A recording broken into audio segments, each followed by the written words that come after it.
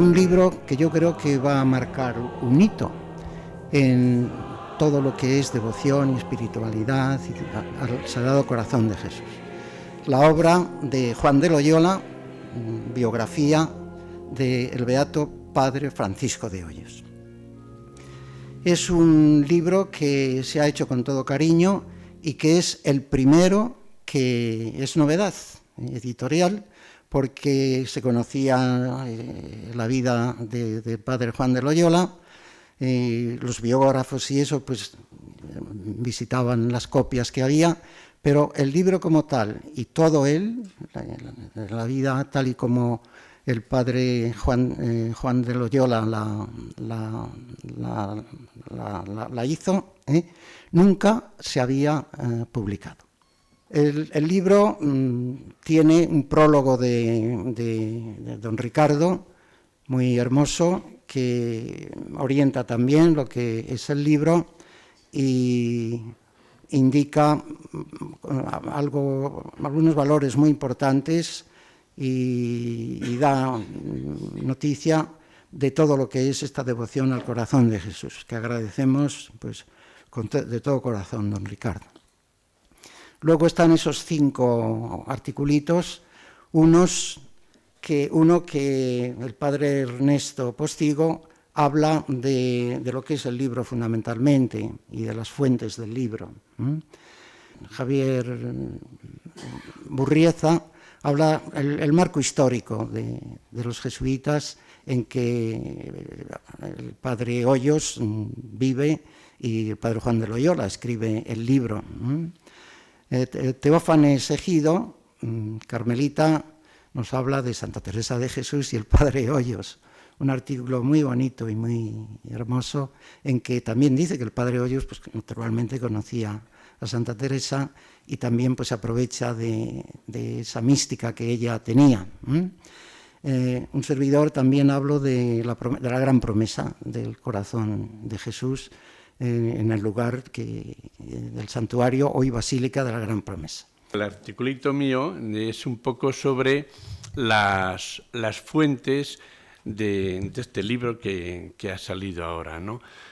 El padre Hoyos, sabéis que muere el 29 de noviembre de 1735 y a los 6 meses el padre provincial, Francisco de Miranda, le escribe al que había sido director espiritual suyo desde el noviciado toda la vida hasta que muere, Juan de Loyola, le dice, le habían acabado de nombrar instructor de tercera aprobación aquí en lo que es San Miguel, el que tenemos ahí el colegio San Ignacio, lo que es la parroquia de San Miguel, ahí había un colegio y ahí estaba el terceronado que llamamos, le acababan de nombrar instructor y entonces le dice, mira, el cargo de instructor realmente lleva muchísimo tiempo, pero me encantaría que publicaras la vida de Hoyos, que empieces a trabajar en eso.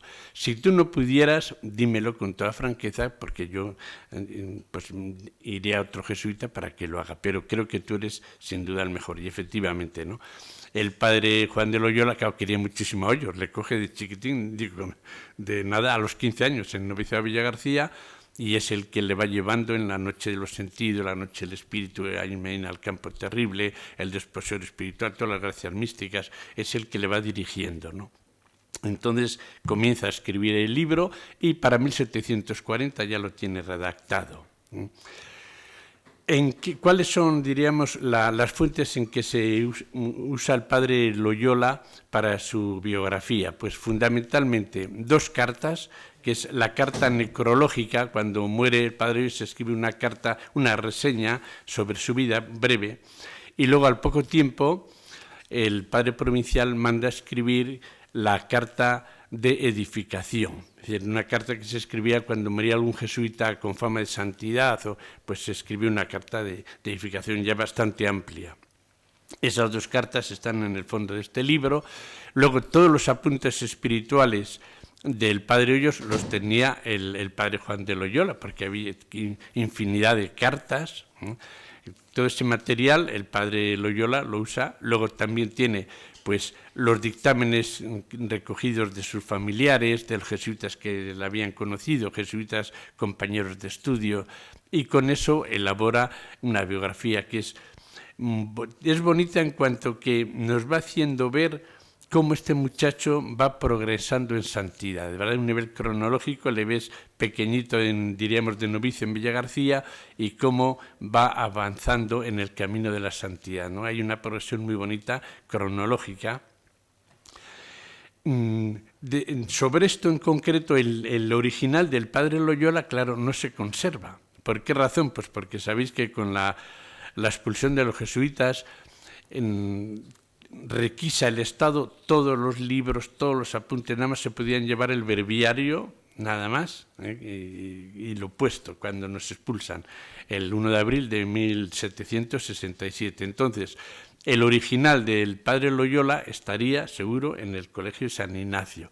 Ahí llevaron todos los libros. ¿Dónde está? Todavía no se ha descubierto. Algunas cositas se han ido descubriendo, pero en concreto el original de la vida que escribió el padre no. Pero él mandó a hacer tres copias, diríamos, 3 manuscritos, que son los que se conservan actualmente.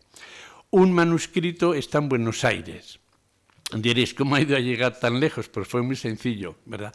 En el año 1868, en la Revolución, cuando el tiempo de Isabel II, expulsan otra vez a los jesuitas. Y entonces, una de las copias mandadas a hacer por Loyola, que estaba precisamente en el santuario de Loyola, los jesuitas, al ser desterrados otra vez, uno de ellos se va a Argentina, a Buenos Aires, y lo lleva al Colegio del Salvador, que es el colegio nuestro en la ciudad de Buenos Aires, que todavía ahora está en el archivo provincial, ¿verdad? Una copia. Otra copia estaba en el Colegio de Chamartín de Madrid y actualmente en el archivo provincial en Alcalá de Henares, segunda copia.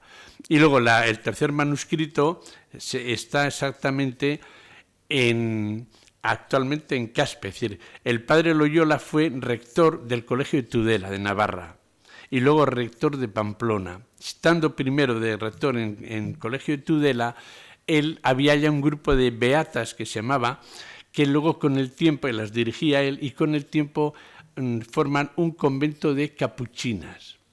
A ese convento, cuando él es rector en Pamplona, le regala un manuscrito, ¿verdad? Entonces son los 3 que tenemos, el de Buenos Aires, el de Tudela, Navarra, que ahora ese convento, como eran poquitas las capuchinas, se han trasladado a Caspe, y es ¿verdad? Y luego el que tenemos en Alcalá de Henares.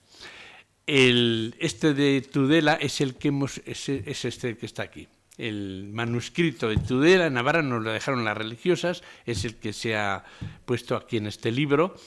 Y tiene algunas correcciones del mismo padre Juan de Loyola, y es el que también se mandó cuando se comienza el proceso de beatificación del padre Hoyos a primeros del siglo XX, pues es el que se envía a Roma, de modo que en Roma está una copia exactamente de este Tudela.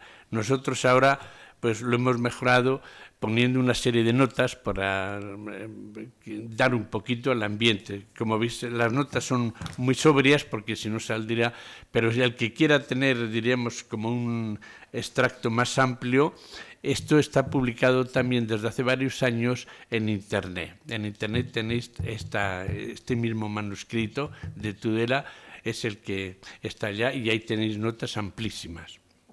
Además de esos 3 manuscritos, se conservan 4 copias, ¿verdad?, de estos manuscritos. Una está en Sarriá, en Barcelona, la otra estaba en Palencia y actualmente en el Archivo Provincial de Alcalá de Henares, la otra está en Roma, que se manda, y en 1921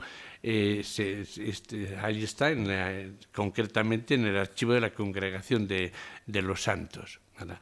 Y la otra es la que llamamos la copia de Chamartín. Bien, estos son diríamos, los originales con los que se ha hecho este libro. Concretamente, como digo, el manuscrito de Tudela de Navarra es el que hemos puesto en este libro. Yo creo que hay también una coincidencia muy bonita, que el padre Hoyos siempre, es verdad, tiene un algo, yo diría que tiene como un embrujo, algo especial.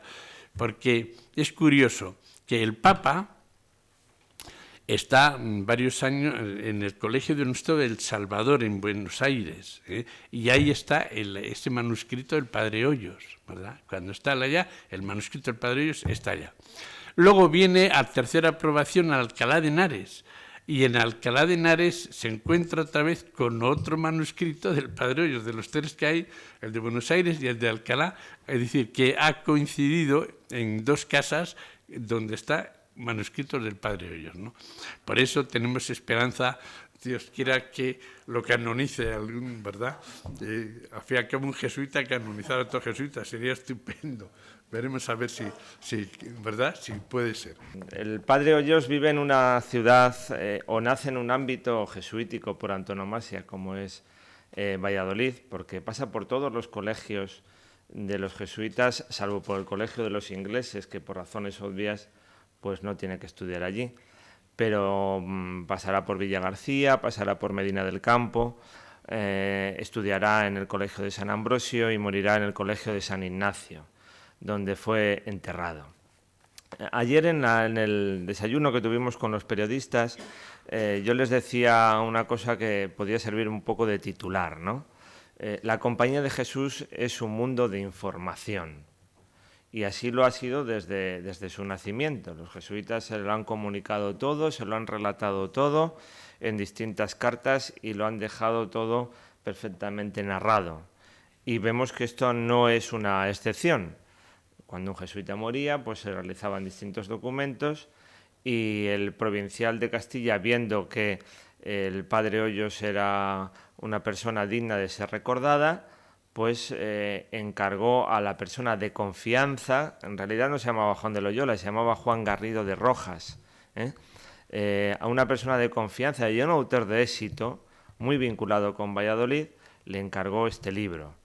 Fíjese, por ejemplo, el padre Juan de Loyola había hecho una biografía de doña Magdalena de Ulloa, de la fundadora de Villagarcía de Campos, donde la había titulado La limosnera de Dios. Es decir, era experto en hacer grandes libros y grandes biografías de santos o de personas que tenían esa fama de santidad. Bueno, les decía eso a los periodistas.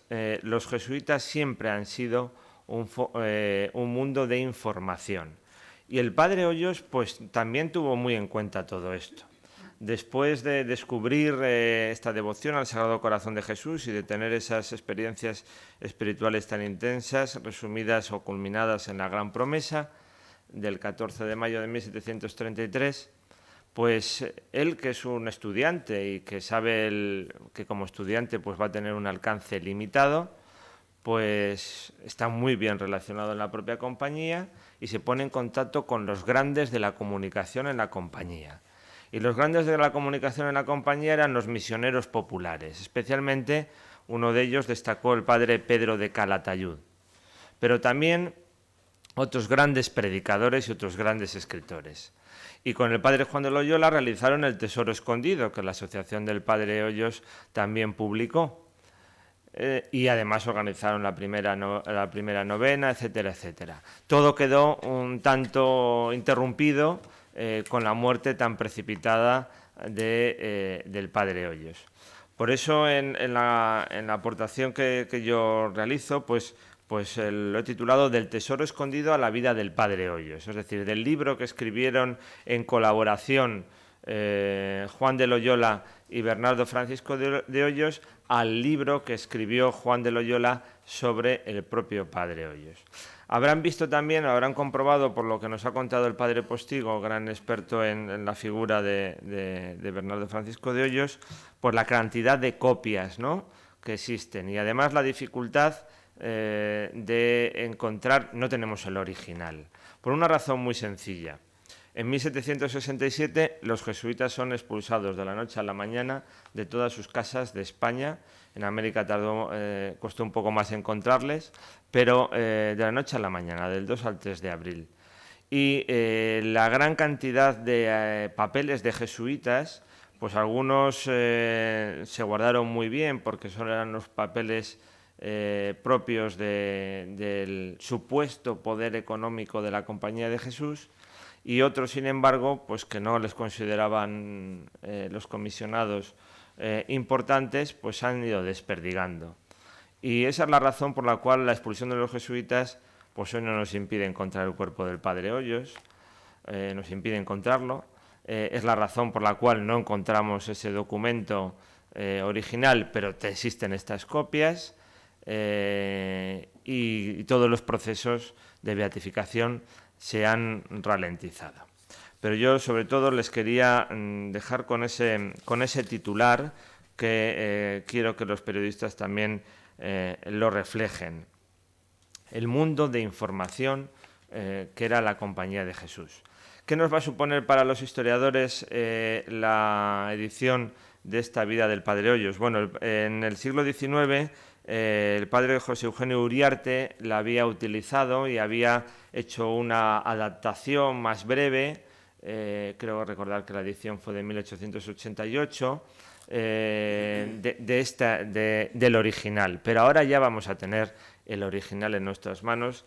Y como además tenía muchas cartas, las cartas también han desaparecido, las cartas del padre Hoyos, creo que recordar que no sé si se conserva una, ¿no? Que además la tuvimos el año pasado aquí con motivo de su festividad en el Santuario Nacional como reliquia, porque es una reliquia. Bueno, pues aquí vamos a encontrar toda esa relación tan íntima entre este joven jesuita y su director espiritual. Y nos va a obligar a estudiar mucho más al padre Hoyos y probablemente pues a cambiar algunas de nuestras conclusiones, pero eso los historiadores cuando descubrimos una fuente o nos aportan una fuente estamos muy acostumbrados a ello. O sea que yo felicito a la Asociación Padre Hoyos, al vicepostulador de la causa, a Teresa Melón que representa a esta asociación por su entusiasmo, porque esto no ha quedado en flor de un día, no ha quedado en aquella magnífica beatificación con la que también recibimos a don Ricardo en nuestra diócesis, porque coincidió el día siguiente de su entrada, sino que cada año nos sorprenden con una cosa más. Y bueno, pues además también nos acompaña el presidente de la Cofradía del Descendimiento, cuyo patrono, ya que él tiene su sede en la iglesia de San Miguel, el antiguo colegio de San Ignacio, es el padre Hoyos. Y estos cofrades alumbrarán hoy en la procesión de esta tarde la propia imagen del padre Hoyos. Bien, a mí me corresponde hablar, según la encomienda de Teresa, una encomienda reiterada, de la relación del padre Hoyos con Santa Teresa, o de Santa Teresa con el padre Hoyos. Esta relación así que no deja de ser curiosa, muy interesante, sobre todo porque al ser el padre Hoyos una persona del siglo XVIII, en el siglo XVIII, que para los historiadores comienza un poco antes, en el siglo XVII, no se extrañen, es la Ilustración, la mística no era algo que se vivía. Los ilustrados eran racionales y no iba muy de acuerdo la razón de todos ellos, que eran muy piadosos, nada de creer que los ilustrados eran ateos y cosas de esas que ha dicho casi siempre el reaccionarismo, pero no eran místicos, no solo no eran místicos, sino que en ese tiempo la mística, la experiencia mística se secó y se convirtió en tratados, o sea, ya eran tratados de la mística, eran equivalentes a metodologías de la mística, pero vivencias místicas. Por eso la del padre Hoyos es más llamativa, es más importante, es más interesante, puesto que choca con su ambiente. De hecho, ya no es San Juan de la Cruz, al que se le conoce muy poquito, a ver si sale, ya no son ese camino místico desde el comienzo hasta la consumación, lo que priva, sino que son tratados de la mística, o sea, se ha secado porque siempre que se convierte un fenómeno vital en un tratado, pues eso, adiós. Pues el padre Hoyos es una excepción, y es una excepción porque él vivió ya no solamente su camino, nos lo ha dicho el padre Postigo antes muy claramente, con esos grados, no solo de oración, sino de caminar hacia Dios, de caminar hacia la unión con Dios, que para Santa Teresa solo se podía hacer a través de la humanidad, a través de Jesús, a través de Jesucristo, sino que el padre Hoyos vivió también de forma muy intensa el mismo camino de Santa Teresa, no de San Juan de la Cruz. Nos ha dicho Javier Burrieza cómo el padre Hoyos, entre otros sitios, estuvo en Medina del Campo. A mí me da un poquitín de pena el que la memoria del... Perdonen, ¿qué vamos a hacer? Iba a decir del mejor alumno, que ha habido en aquel colegio de Medina del Campo, o sea, Juan de Yepes, que estudiaba como pobre, que aprendió allí su lírica, si es que la lírica tiene aprendizaje del mejor lírico de nuestra lengua, hubiese perecido en ese colegio. San Juan de la Cruz está ausente en el Padre Hoyos, pero sin embargo está presente, muy presente, Santa Teresa de Jesús. Primero porque el Padre Hoyos la ha asimilado, no solo la ha leído, sino que la ha asimilado. Por esa similitud, esa coincidencia de experiencias también, e incluso algo muy importante, por el lenguaje. A Santa Teresa de Jesús, a Santa Magdalena de Pacis, estos místicos que tienen una experiencia similar a la suya, acude él para justificar también su camino, para apoyar su camino, pero a Santa Teresa lo hace de una forma muy especial. Podríamos decir que ya casi hay tal identificación en ese caminar, en esa experiencia, que se puede hablar casi de mimetismos, sin darse cuenta se imita, se habla de ella. Por ejemplo, cuando narra aquella experiencia del matrimonio espiritual, del desposorio espiritual, él va narrándolo, el Padre Hoyos, y llega un momento en que en esa relación con Jesús se establece ese diálogo, esa especie de monólogo por parte de Jesús. Tú eres Bernardo de Jesús y yo Jesús de Bernardo. Si alguien ha pasado por el monasterio de la Encarnación de Ávila, donde Santa Teresa tuvo aquella experiencia, se narra, ¿quién eres tú? Yo soy Jesús de Teresa. ¿Y tú quién eres? Pues yo Teresa de Jesús. Era al revés, ¿eh? O sea, acabemos con Jesús de Teresa. Pero es lo mismo lo dice el Padre Hoyos. Ya no solo es lectura, ya no solo es mimetismo, sino que también es devoción. Tiene una devoción profunda a Santa Teresa. Y voy a ir acabando ya. La devoción se demuestra sobre todo en la oración.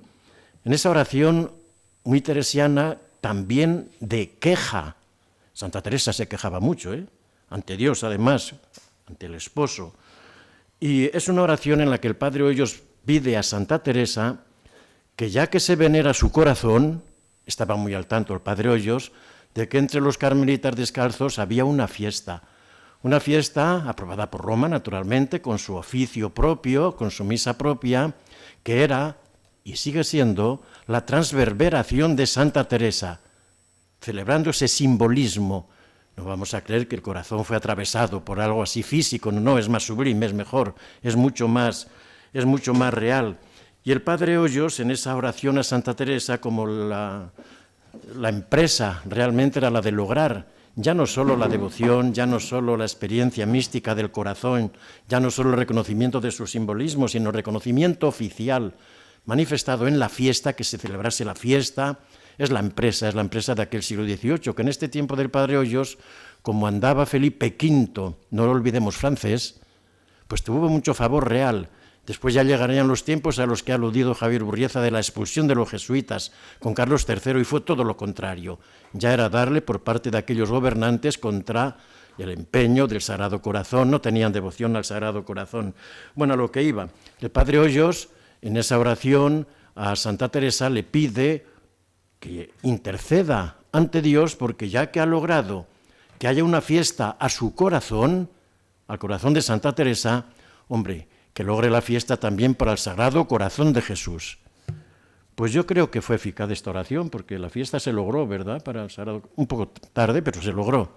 Se logró, no gracias a esta oración ni mucho menos, pero es interesante ver esta similitud. Santa Teresa está, iba a decir, omnipresente en la experiencia, en el escrito, en la vida del Padre Hoyos. Por eso es una suerte que nosotros lo podamos. Yo no puedo decir nada, pero sí que invito a que se lea el libro donde está todo. Es una invitación con la que yo quiero acabar. Como dentro de nada va a estar en las librerías, como nos ha dicho don Vicente, pues a ver si nos animamos a leerlo, que merece la pena. Mi aportación es muy sencilla y casi no hay que explicarla a un público vallisoletano. Es Hoyos y la gran promesa, ¿no? Todos sabemos cómo recibió esta promesa del corazón de Jesús el 14 de mayo de 1733, como ya se ha referido aquí, en que el Padre Hoyos, en lo que hoy es santuario, que era el templo que tenía el Colegio de San Ambrosio hacia el público en los días festivos, el 14 de mayo de este año era el día de la Ascensión, se quejaba al corazón de Jesús que en otros países, Polonia, en Italia también, Francia sobre todo, claro, ya se conocía la devoción y aquí apenas había idea de noticia de esto tan importante y tan hermoso que él había aprendido a través del libro del padre Gallifet que Cardaverat le había pedido y que estaba en la biblioteca del colegio de aquí, de San Ambrosio.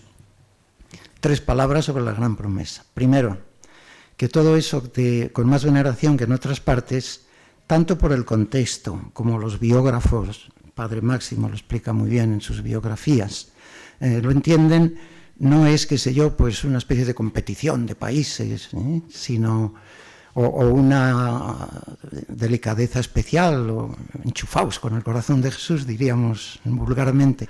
No es un pueblo elegido como en la antigua alianza, es una encomienda al Padre Hoyos personalmente y ahí sí, y a nosotros a través del Padre Hoyos, y ahí sí que podemos entender que con más interés que en otras partes, para que acojamos esta devoción, esta espiritualidad, la vivamos y la propaguemos también pues a los demás. Primera palabra. Segundo, que España entonces era no lo que hoy es España, sino todo el Imperio Español, podemos decir, ¿no? Que también tenía pues las repúblicas hispanoamericanas y filipinas. Por eso en el santuario hay 2 altares, uno dedicado a la Virgen de Guadalupe y otro dedicado a la Virgen de Antipolo, una devoción muy extendida en Filipinas, en una isla de Antipolo, y las trajeron tanto el arzobispo de México como el arzobispo de Manila, y por eso les hemos dedicado esos 2 altares. España entonces era pues todo lo que era España. Y tercero, y termino, que esta promesa no tiene fecha de caducidad, como en los productos que compramos, caduca tal. Esto está vivo, presente, el corazón de Jesús nos ha dicho, esto caduca tal fecha. Por consiguiente, todo lo que el Padre Hoyos recibió, vivió, hizo, ahora pues somos nosotros los responsables de que todo eso, pues eso lo vivamos, lo propaguemos y lo extendamos y hagamos pues que esto que los papas pues han dicho tantas cosas tan bellas, tan hermosas y tan propicias a esta devoción, pues que sea una realidad en nosotros. En primer lugar, agradecer la edición de esta historia, esta biografía, del padre Bernardo de Hoyos. Para todos nosotros es una oportunidad para poder profundizar en lo que fue su mensaje, su vida. Yo creo que en el caso del padre Hoyos se identifican mensaje y vida. Fue una vida corta, con un mensaje muy intenso y muy rico. Este mensaje que hemos recibido y que aquí en nuestra diócesis, en Valladolid, tenemos especialmente el encargo por todos los acontecimientos, su vida, la manifestación singular que él recibió como mensaje para nuestro tiempo y para más que nuestro tiempo, también su sepulcro que no terminamos de encontrar, pero ciertamente su memoria está muy viva. Y tenemos una encomienda particular como diócesis. Hay diócesis que, aparte de lo que significa una iglesia local, una iglesia particular, dentro del concierto de la Iglesia Católica tienen un encargo singular, una misión particular. Yo estuve 4 años en la diócesis de Santiago de Compostela, ciertamente tiene un encargo singular de custodiar la memoria apostólica, con la tumba del apóstol, con lo que significa también el fenómeno inmenso de las peregrinaciones, con la iniciación que para muchos jóvenes y adultos significa realizar el Camino de Santiago para poder introducirse también en el camino del Señor. Pues bien, nuestra diócesis tiene, sin duda, el encargo, a través de el beato Padre Bernardo de Hoyos, de vivir, de dar a conocer, de extender lo que significa la devoción al Sagrado Corazón de Jesús. Hablar de corazón significa hablar del centro de la persona, y hablar de corazón significa hablar del amor. En el corazón de Jesús reverbera el amor de Dios nuestro Padre. Esta es una misión que tenemos nosotros como Iglesia, a través del santuario de la Gran Promesa y también del Centro de Espiritualidad.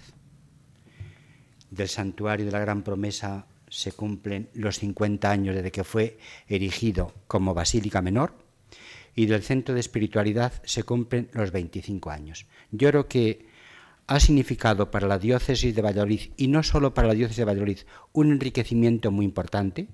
Yo quiero en esta ocasión agradecer a todos los que han participado en la historia de este centro, y es un encargo que queremos mantener con todas las posibilidades que tengamos. Hay muchas posibilidades abiertas, ojalá podamos encontrar otras posibilidades.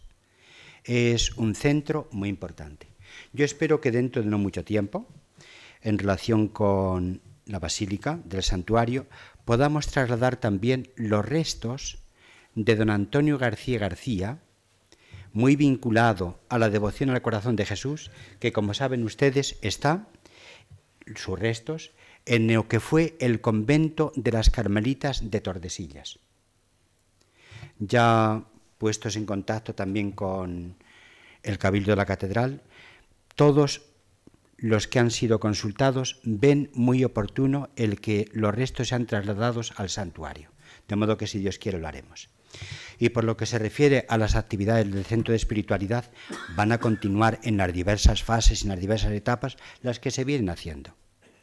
Puede cambiar el director, pero no cambia ni el centro ni la finalidad. Ni uno trae consigo el centro, ni uno se lleva consigo el centro. El centro está aquí para el servicio de todos.